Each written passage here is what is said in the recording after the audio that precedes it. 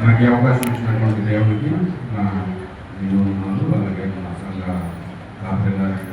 కాపరి గారికి మా సంఘ పెద్దలతో నా నియోజకవర్గాలు తెలియజేస్తున్నాను. ముందుగా మనము శిలువలో పలికిన 7 మాటలను మనము ధ్యానించుకుంటున్నాము. అలాగే ఈ 40 కాల రోజుల్లో ఇది చివరి రోజు, మన యేసు ప్రభువుని సిలువ వేసే రోజుగా చూస్తాం.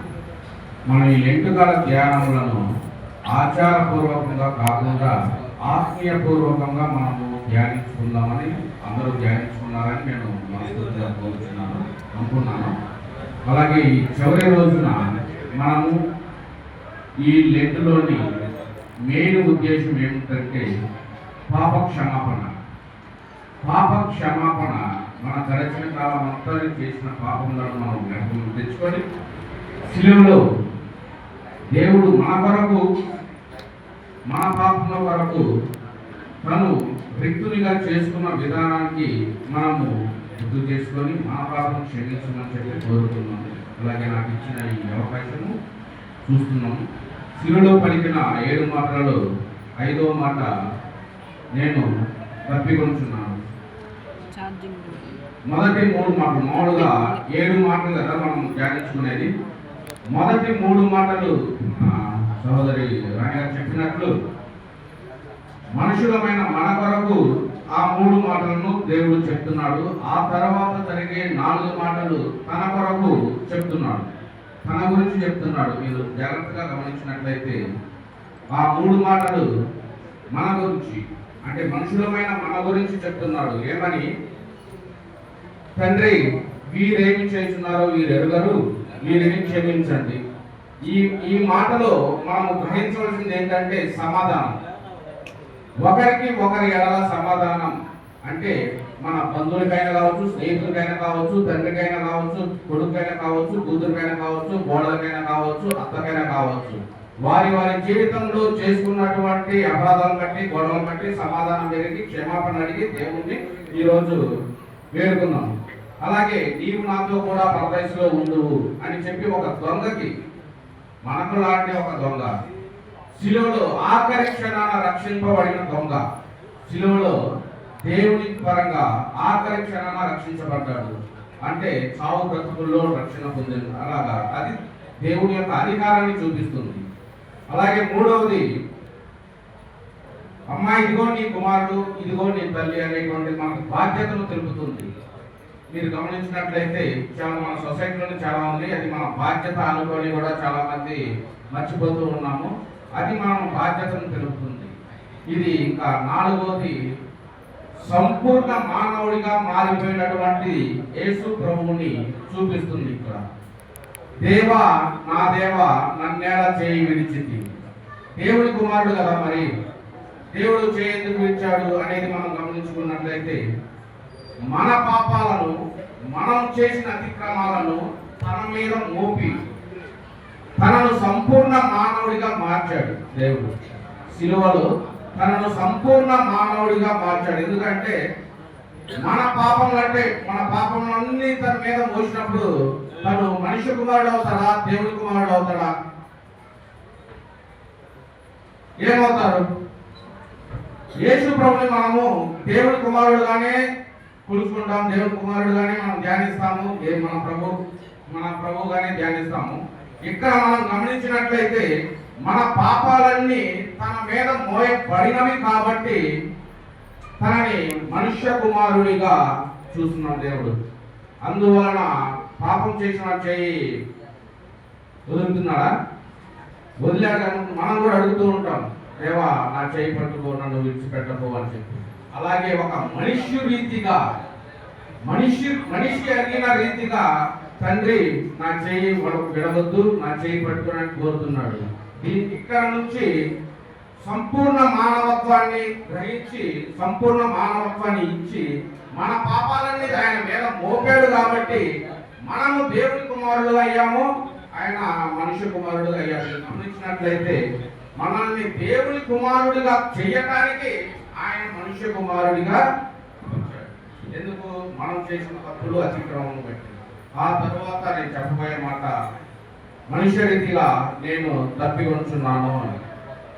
ఇది ఒక చిన్న ప్రార్థన చేసి ధ్యానించుకున్నాము. కృపా సత్య సంపూర్ణ నా ప్రియ తండ్రి ఇచ్చిన ఒక అవకాశం బట్టి జ్ఞాపకం చేసుకోండి.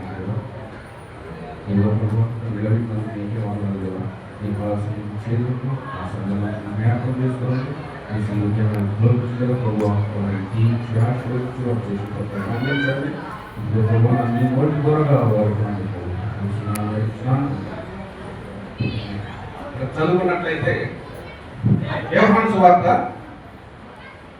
19వ అధ్యాయం 28వ వచనం చూసుకున్నట్లయితే, అటు తరువాత సమస్తమును అప్పటికి సమాప్తమైనదని యేసు ఎరిగి లేఖనము నెరవేరునట్లు నేను తప్పికొనుచున్నాను నేను. అటు తరువాత తను వచ్చిన పని అయిపోయింది. ప్రభువైన యేసుక్రీస్తు వారు తను వచ్చిన పనిని, అప్పగించిన పనిని సంపూర్ణంగా చేసి ఇక్కడ ఈ వాక్యం ద్వారా మనకు తెలియజేస్తున్నాడు.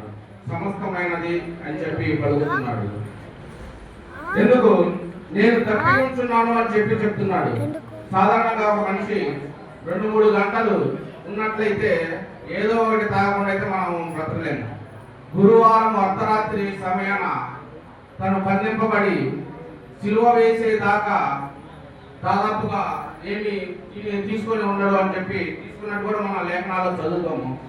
తన లేఖనాలు నెరవేరినట్లుగా చెప్తున్నాడు. ఇక్కడ 3 మాటలు మనం గ్రహించినట్లయితే లేఖనాలు నెరవేర్పు, శారీరక తప్పిక, అలాగే ఆత్మీయ తప్పిక.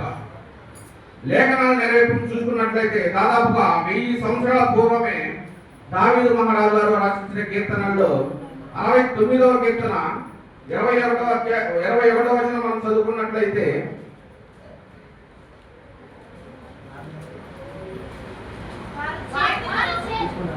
వారు చేదును నాకు ఆహారముగా పెట్టిరి, నాకు తప్పికైనప్పుడు చిరకను త్రాగనిచ్చిరి అన్నాడు. తాగారా దేవుడు? చూసుకుందాం. మత్తయి సువార్త 27వ అధ్యాయం 34వ వచనం. చేదు కలిపిన ద్రాక్షారసమును ఆయనకు త్రాగనిచ్చిరి గాని ఆయన దానిని రుచి చూచి త్రాగనొల్లకపోయాను. త్రాగలేదు కదా, అంత తప్పిగా ఉన్నాడు. మరి ఇచ్చారు కదా, ఏదో వాటిని తాగాడా? తాగలేదు, చేదుగా ఉన్నా కూడా.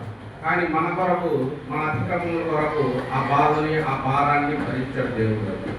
అలాగే కీర్తన గ్రంథం లేఖనం నెరవేర్పు కీర్తనలు 22వ అధ్యాయం 5వ వచనం చూసుకున్నట్లయితే, నా బలము ఎండిపోయి చిల్ల పెంకు వలె ఆయను, నా నాలుక నా దౌడను అంటుకొని ఉన్నది. చాలండి. ఏమన్నాడు దేవుడు? నా బలము ఎండిపోయి చిల్ల పెంకు వలె అయిపోయింది. అర్ధరాత్రి నుండి శిలువ వేసే దగ్గర వరకు దేవుణ్ణి ఆ తీర్పును అందరు కానీ అతని దగ్గర కానీ ఇతని దగ్గర కానీ తీసుకువెళ్ళి ఏమీ ఇవ్వకుండానే ఉంచి అలాగే అటు ఇటు తిప్పి ఉన్నప్పుడు ఏమంటున్నాడు దేవుడు? నా బలము ఎండిపోయి చిల్ల పెంకు వలె అయ్యి నా నాలుక దవడను అంటుకొని ఉన్నది. నేను కాసేపు మాట్లాడుతుంటే నా పేరే ఎండిపోయాను. అలాంటిది ఎంతవరకు సహించారో మీరు గమనించండి. మన కొరకు, మన రక్షణ కొరకు, మనము రక్షించబడాల్సిన కొరకు. ఎందుకనంటే తనను తాను రిక్తులుగా మార్చుకున్నాడు దేవుడు. ఈ 40 రోజు దినాలలో మనము ఆత్మీయంగా ఎదగడానికి మనము మన పాస్టర్ గారు చెప్పినటువంటి చాలా అంశాలు, ఇందులో మనం ఆత్మీయంగా ఎదుగుటకు చాలా అవకాశాలు ఉన్నాయి. అది మీరు గ్రహించి ఆత్మీయంగా ఎదగాలని కోరుకుంటున్నాను. ఇందులో రెండో ధ్యానం చూసుకున్నట్లయితే శారీరక తప్పిక. శారీరక తప్పిక అంటే మన భౌతికం, అంటే మనము మనకు అవుతా ఉంటుంది కదా, వాటర్ తాగాలనిపిస్తుంది, మనకు తెలియకుండానే మన ప్రేమ సంకేతాలను ఇంటి మనకి పంపిస్తూ ఉంటుంది వాటర్ తాగాలనిపించి, వెంటనే మనం వాటర్ తాగుతాం. అలాగే 39 కొరడా దెబ్బలు తిన్నా కూడా, కొరడాలు అంటే మామూలుగా తాడు పట్టుకుని కొట్టేది కాదు, దానికి ముళ్ళ కర్రలు ఉంటాయి, ముళ్ళుని అల్లి ఆ చర్మము పీక్కొని వస్తుంది ఆ ముళ్ళు. అలాంటి దెబ్బలు తిని కూడా మౌనంగా సహించాడు. ఒక్క మాట కూడా ఎదురు చెప్పడానికి అడగలేదు. నేను దేవుడి కుమారునని చెప్పడానికి కూడా ఎదురు చెప్పలేదు.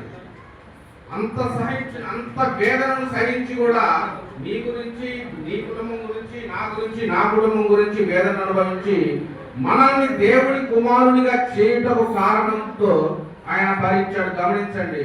అలాగే ఒక చిన్న ఎగ్జాంపుల్, అలసిపోయి యాకోబు బావి దగ్గరకు వెళ్ళినప్పుడు సమరయ స్త్రీ కుండ పట్టుకొని వస్తుంది. తన కుటుంబం వాటర్ తీసుకుని తన దాహాన్ని తీర్చుకోవడానికి. అక్కడ గమనించినట్లయితే సమరయ స్త్రీతో ఒకే ఒక మాట అంటాడు, నేను ఇచ్చిన నీళ్లు నీకు ఎన్నటినీ తప్పికవు. ఈ బావి నీళ్లు తాగితే నీవు మరలా తప్పికొంటావేమో, కానీ నేను ఇచ్చిన నీళ్లు నీకు ఎన్నటికీ తప్పికవు. అది ఏమని చెప్తున్నాడు అంటే, ఆ సమరయ స్త్రీ మాటలాగానే, దేవా చేరుకోవడానికి ఇక్కడ నాకు ఇది ఎంత రోజుగా ఉన్నాయి, అక్కడ నుంచి రావడానికి నాకు చాలా ఇదిగా ఉంది, నాకు ఆ నీళ్లు కావాలన్నప్పుడు ఏమంటాడు, వెళ్ళి నీ పెన్నిటిని తీసుకుని రమ్మని చెప్తాడు. ఒక్క మాటతో ఆమె జీవితాన్ని మార్చివేసిన దేవుడు, ఒక్క మాటతో ఆమె జీవితాన్ని రక్షించిన దేవుడు మన జీవితాన్ని రక్షించలేడా? గమనించండి. ఒక్క మాటతోనే దేవుడు ఆ క్షణాన రాకమునుపు తన జీవితం ఎటువైపు వెళ్తుందో తనకే తెలుసు, ఎటువైపు పరిగెడుతుందో తనకే తెలుసు, తన ఆలోచనలు ఎటువైపు ఉన్నాయో తనకే తెలుసు. ఒక్క మాటతో తన జీవితం రక్షించబడింది. ఆ ఒక్క మాట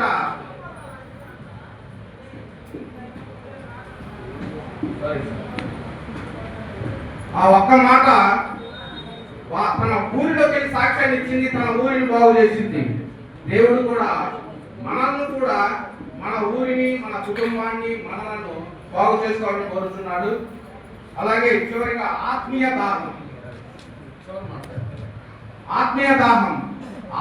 దాహం ఎలాంటిదంటే, ఒక విషయం చెప్తున్నాను. యోహాను సువార్త 7వ అధ్యాయం 37వ వచనం. ఆ పండుగలో మహాదినమైన అంత్యదినమున యేసు నిలిచి ఎవరైనాను తప్పికొనిన యెడల నా యొద్దకు వచ్చి తప్పి తీర్చుకొనవలెను.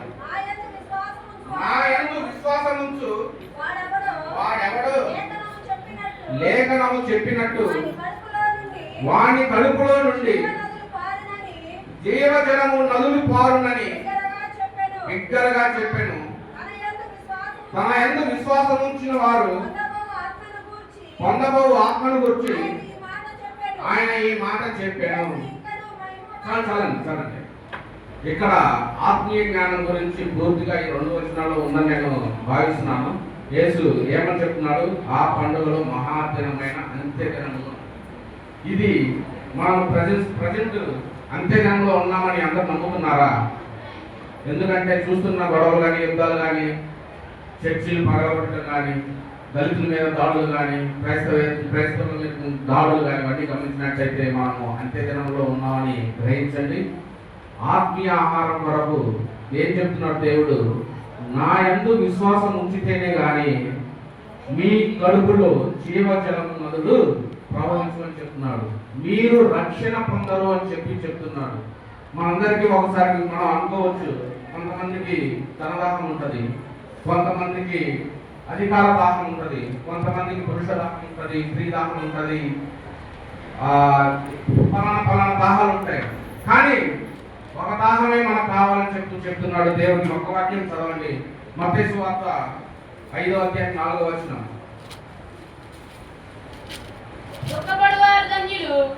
నీతి కొరకు వారు తృప్తిపరచబడదురు. ఈ ఒక్క వాక్యం చూసి నీతిగా జీవించి మనము దేవుని యందు నమ్మక ఉంచి, నమ్మకం వలన విశ్వాసం వస్తుంది, ఆ విశ్వాసం వలన పశ్చాత్తాపం కలుగుతుంది, ఆ పశ్చాత్తాపం వలన రక్షణ కలుగుతుంది. ఈ లెంట్ కాల ధ్యానాంశంలో మెయిన్ ఉద్దేశం ఏంటంటే సమాధానము, నమ్మకము, విశ్వాసము, పశ్చాత్తాపము, రక్షణ. ఇవి మనకి ఈ లెంట్ దినాల్లో మనకు ధ్యానించదలుచుకున్నవి. దయచేసి గమనించండి. ఈ దినము మనం చేసిన తప్పులను ఒప్పుకుందాము. ప్రభు యేసుక్రీస్తు నందు విశ్వాసం ఉంచి ఆయన ద్వారా మనము రక్షణ పొందాలని ప్రభు పేరిట మనం చేస్తూ ఈ చిన్న అవకాశం ఇచ్చినందుకు దేవునికి వందనాలు తెలియజేస్తున్నాం.